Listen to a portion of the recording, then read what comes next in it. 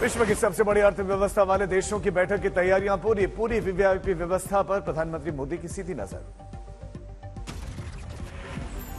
Biden Bharat के लिए हुए रवाना। प्रधानमंत्री मोदी और अमेरिकी राष्ट्रपति जो बाइडेन आज दिल्ली में द्विपक्षीय बैठक करेंगे।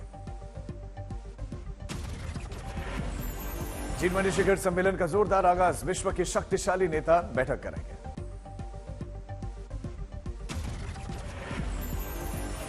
G20 शिखर सम्मेलन नई दिल्ली के प्रगति मैदान में अत्याधुनिक भारत मंडपम कन्वेंशन सेंटर में होगा आयोजित।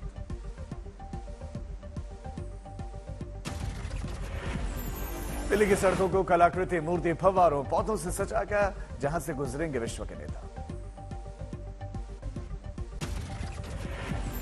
सभी G20 नेता बैठक में अर्थव्यवस्था, पर्यावरण, बुनियादी ढांचे और विकास आदि जैसे मुद्दों पर करेंगे चर्चा। अधिकारियों ने शहर में यातायात को कम करने के लिए उठाए कई कदम। शहर में स्कूल, कॉलेजेस और कार्यालयों में अवकाश घोषित 3 दिनों का। भारत ने पिछले साल 1 दिसंबर को संभाली थी G20 की अध्यक्षता। देश भर में 60 शहरों में G20 से संबंधित लगभग 200 बैठकें आयोजित की गई थी। 100 किलोमीटर दूर की हरकतों पर भी नजर। 23 होटल्स पर 24 घंटे पहरा। आज भारत पहुंचेंगे 20 देशों के नेता। होटल के भीतर हथियारों का गोदाम। दिल्ली पुलिस से लेकर अमेरिका की CIA तक मुस्तैद। 10,000 फीट की ऊंचाई पर लहरा G20 शिखर सम्मेलन का झंडा। वायुसेना के विंग कमांडर गजेंद्र यादव का कारनामा। आज तक से बोले मॉरिशस के प्रधानमंत्री प्रविंद कुमार जगन्नाथ। G20 समिट में बुलाने के लिए पीएम मोदी का आभार। अमेरिका के विदेश मंत्री की प्रवक्ता ने हिंदी में आज तक संवाददाता गीता मोहन से की खास बातचीत। बोले कि दिल्ली आने को लेकर थी काफी उत्साहित। अमेरिका के विदेश मंत्री की प्रवक्ता मार्गेट ने कहा कि दोनों ही देशों के बीच में जलवायु परिवर्तन जैसे कई अहम मुद्दों पर बात। 8-10 सितंबर तक दिल्ली मेट्रो की सभी लाइनों पर सुबह 4 बजे से शुरू होगी मेट्रो।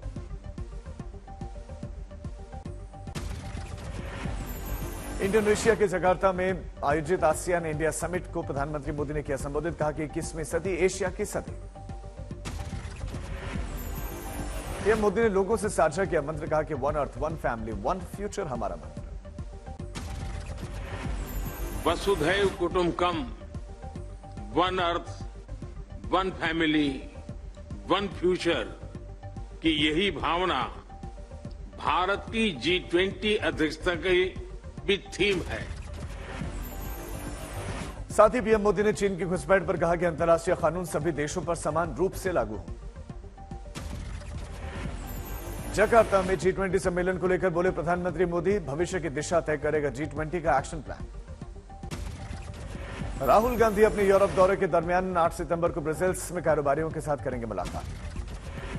कोलकाता में IIM निदेशक के इस्तीफे के मुद्दे पर आज होने वाली अगली बोर्ड की बैठक में अब चर्चा। रामपुर में अब्दुल्ला आजम के डबल पासपोर्ट केस। कोर्ट में आज होगी मामले पर बहस। पटना में 5 नवंबर को JDU करेगी देश बचाओ, आरक्षण बचाओ, बीजेपी हटाओ रैली। पटना में वेटनरी कॉलेज ग्राउंड में सभा होगी।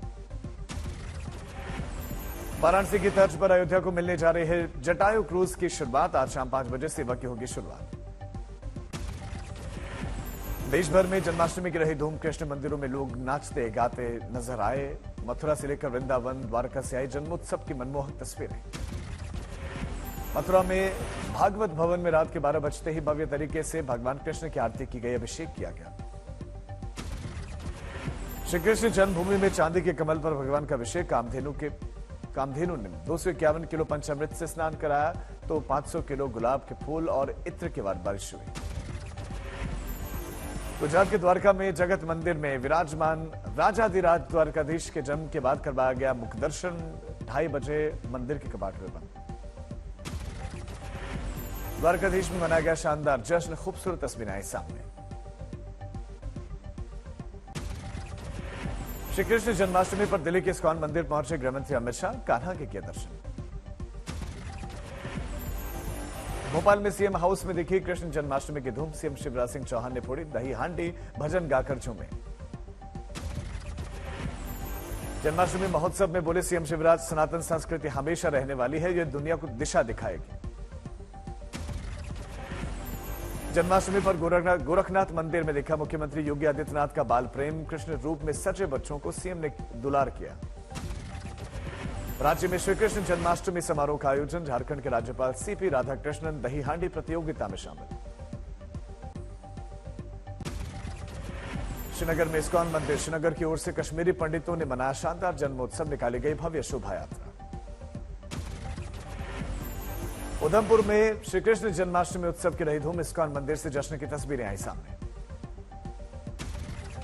अयोध्या में दशरथ महल मंदिर में मनाया गया जन्माष्टमी का उत्सव। आयोजन की मनमोहक झलकियां देखी। दिल्ली के बिरला मंदिर में धूमधाम से मनाया जन्माष्टमी का यह उत्सव। देखिए खूबसूरत तस्वीरें। महाराष्ट्र के डोंबिवली में धूमधाम के साथ दही हांडी का उत्सव मना। कैबिनेट मंत्री रविंद्र चौहान रहे मौजूद। राहुल गांधी की भारत जोड़ो यात्रा का 1 साल पूरे होने पर नागौर जिला मुख्यालय पर पदयात्रा सार्वजनिक बैठक आयोजित, लेकिन नहीं जुटा पाए कोई भीड़।